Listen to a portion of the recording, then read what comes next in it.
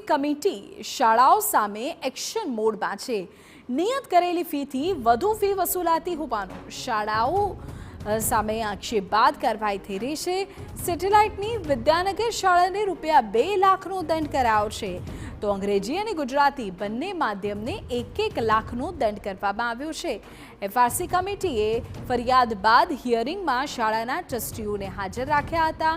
વિદ્યાર્થીઓ પાસેથી ઉઘરાવેલી વધુ ફી પરત કરવાના આદેશ આપવામાં આવ્યા હતા। 15 દિવસમાં વિદ્યાર્થીઓના ખાતામાં વધુ ફીના નાણાં પરત જમા કરાવવાની સૂચના આપવામાં આવી હતી।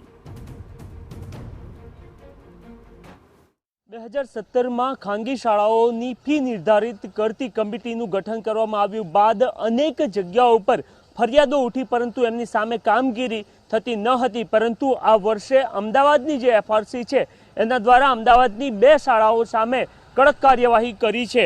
અમદાવાદના સેટેલાઇટ વિસ્તારમાં આવેલ વિદ્યાનગર હાઈસ્કૂલ કે જેનું ગુજરાતી મીડિયમ અને અંગ્રેજી મીડિયમ બંને શાળાઓ જે છે એને 1 લાખ રૂપિયાનો દંડ કરવામાં આવ્યો છે, કારણ કે નિયત કરેલી ફી કરતાં વધુ ફી આ શાળા વસૂલતી હતી અને એના જ કારણે એફઆરસી કમિટીમાં ફરિયાદ ગઈ હતી અને એમાં શાળા સંચાલકો અને ટ્રસ્ટીઓને બોલાવીને હિયરિંગ કરવામાં આવ્યું હતું અને આ હિયરિંગ બાદ વિદ્યાર્થીઓ પાસેથી જે વધુ ફી ઉઘરાવવામાં આવી છે એ પરત કરવા માટેનો નિર્દેશ કરવામાં આવ્યો છે અને એ પણ માત્ર 15 દિવસમાં વિદ્યાર્થીઓના બેંક એકાઉન્ટમાં આ રૂપિયા જમા કરવા માટે નિર્દેશ આપીને બંને જે શાળાઓ છે અંગ્રેજી મીડિયમ અને ગુજરાતી મીડિયમ એ બંનેને 1 લાખ રૂપિયાનો દંડ કરાયો છે। આ સિવાય સેન્ટ ઝેવિયર્સ લોયલા શાળા છે એની ફીમાં પણ 40% ઘટાડો કરવામાં આવ્યો છે, કારણ કે સેન્ટ ઝેવિયર્સ લોયલા દ્વારા જે ખર્ચો દર્શાવવામાં આવ્યો હતો એના કરતાં એમનો ખર્ચ 50% ઓછો જે કમિટી હતી એને લાગ્યો હતો અને એના જ કારણે એમની જે કુલ ફી હતી એમાં 40%નો ઘટાડો કરવા માટેનો પણ એક મહત્વપૂર્ણ નિર્ણય એફઆરસી દ્વારા લેવામાં આવ્યો છે। કેમેરામેન નિલેશ વાઘોરા સાથે નરેન્દ્ર રાઠોડ, TV9 અમદાવાદ।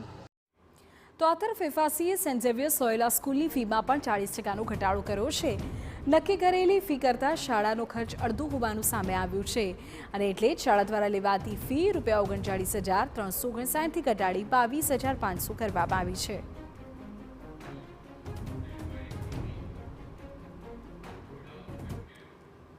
સમાચાર સુરેન્દ્રનગરથી।